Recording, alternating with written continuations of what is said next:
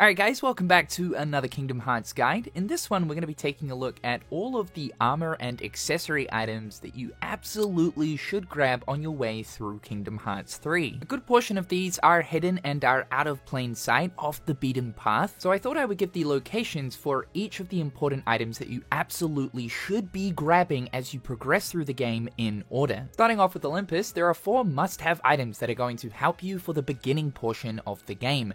Before we talk about those though, be sure to save the 4 different NPCs at the beginning segment of Olympus when Thebes is on fire from the Heartless that are surrounding them. Once you've defeated all the Heartless, be sure to talk to them. This is a good way to get some early items. First we have the shield belt, which can be found in a chest tucked away in an alcove just after the second Trinity shield segment. This is the first piece of equipment that you can find in the game, but it is hidden off the main path. The power ring is going to be the first accessory you find. When you're in Mount Olympus, right at the entrance, you'll find a statue of a foot. Be sure to jump on top of it to grab it. Another really good item to grab here is the water cuff link. This is going to give you access to the water Zargram magic in situation commands right at the beginning of the game. Next up is the hero's belt and is without a doubt the best starting item. The thing is about this is that most people will miss this as it is pretty well hidden. There's a mini quest in Olympus where a boy is wanting to find 5 golden Hercules statues. Here are the locations for all 5 statues.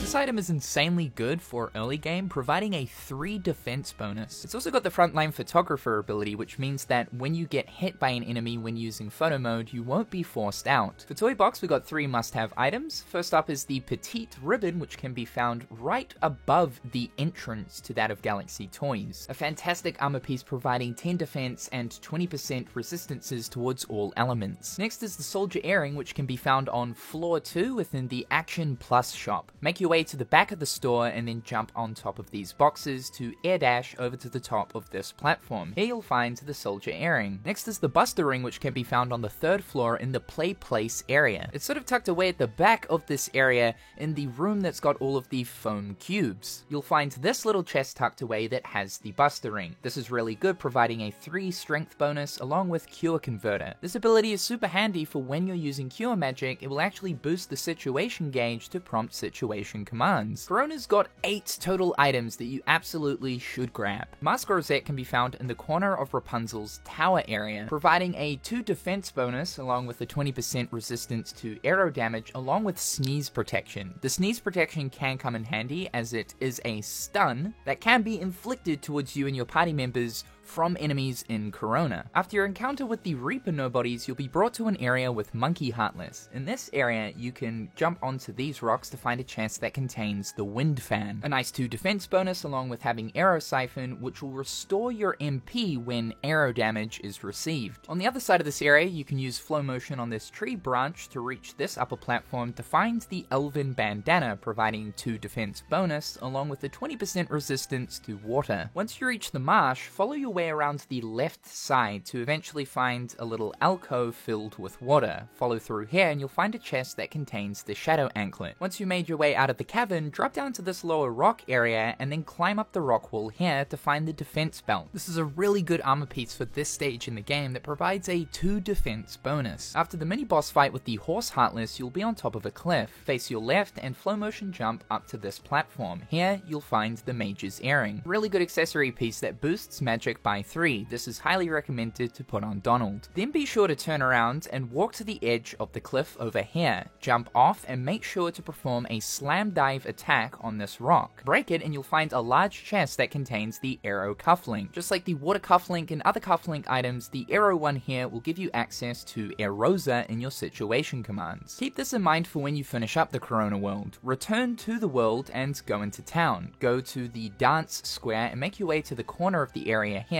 Here you'll find some people standing around a chest. If you press triangle on this barrel, it will draw the attention of the people to walk away from the chest. Inside here is a magic boost. There's also another really good item here in the Corona town, and that is the rune ring found in this location. This will give you +3 magic along with the extra cast ability, allowing you to cast 1 more magic before your MP runs out. Monstropolis has 2 noteworthy items you should collect. Follow where I go in this footage in order to find the Fencer's Earring.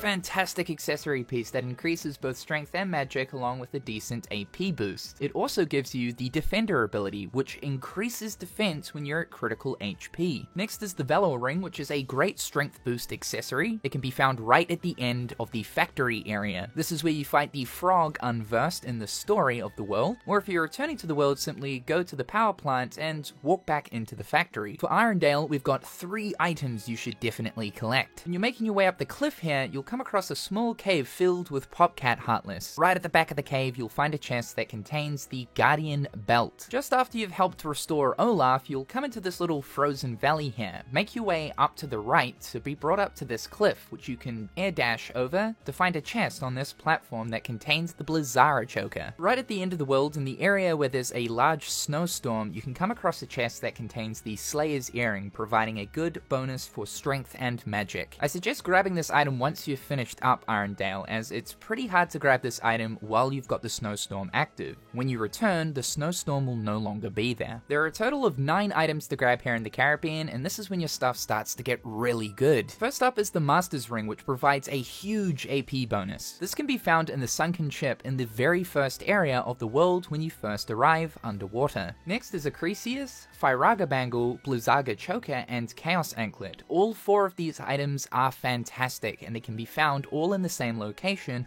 on Horseshoe Isle. Now just know that this island is filled with some pretty strong Heartless, a lot of Earth Cores, as well as those annoying sandworms. You don't absolutely have to fight these Heartless, just be wary of them when you're trying to grab the loot. Celestriad, which can be found right at the top of your ship when it's parked in at Port Royal, which can be accessed via using parkour on the ship's mast, is simply fantastic, especially if you are a magic user for Fire, Blizzard, and Thunder, as it boosts all of those magic types. The Yin Yang Cufflink can be found here on the map. You'll have to jump out of your ship to jump onto this little rock to find the chest. It's fantastic for boosting water and arrow magic, along with also providing an MP haste. A really good magic ring known as the Sorcerer's Ring can be found behind a waterfall within Port Royal. Following an underwater path within the ship's end area of the map will eventually lead you into a cavern to be brought up into a sunken ship.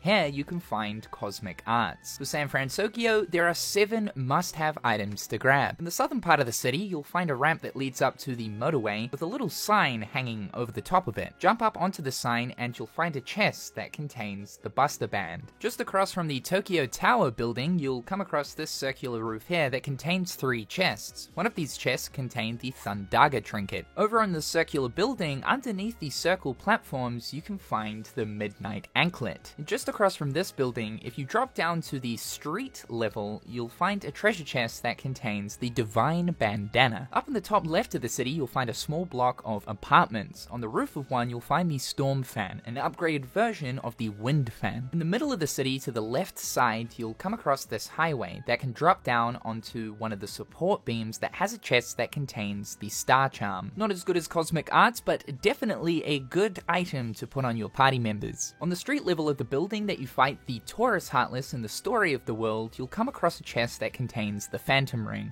Aside from the Orichalcum Ring, this is the best strength ring in the game. There are two other items that you guys should know about, and that is the Gorman's Ring and Lucky Ring. The Gorman's Ring allows you to harvest more ingredients whenever you pick them up in Worlds. It also comes with Chef Extraordinaire, which makes it easier to get excellent ratings when cooking food. The Lucky Ring will give you Lucky Strike, which improves the drop chance of rare items from enemies. Both of these items can be obtained from sending postcards in Twilight Town. The way that you get postcards in the game is by buying items from the Moogle shop. Every single time you buy an item, you've got a 50% chance of receiving a postcard. Now, you can actually farm these postcards by buying one item. I suggest either a potion or a panacea, these are the cheapest, and then simply backing out. You only need to buy one singular item in order for you to get a chance at receiving a postcard. It doesn't matter how much money you spend or the quantity of items you buy, so this means that you can literally just sit here and buy items, back out, buy items, back out to keep stacking up your postcards. Now, the postcard system actually has a bunch of rewards. Most of the time, you're going to get a bunch of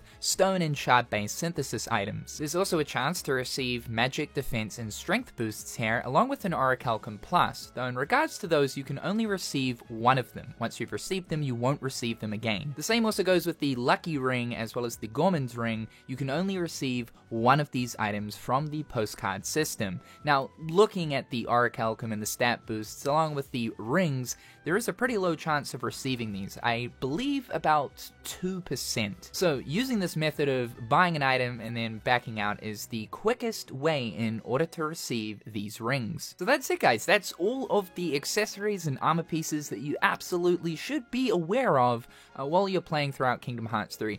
Whether or not you're a new player playing on the Steam version now, or you just need a simple refresher, I hope this has helped you guys out. That's all for today's video, guys. Be sure to subscribe to the channel to keep up with all the antics going on here. Check out my other garbage social media platforms, links in the description down below. As always, a big thank you to my wonderful patrons. I appreciate the support. I hope each and every one of you are having a fantastic day, and we'll talk real soon.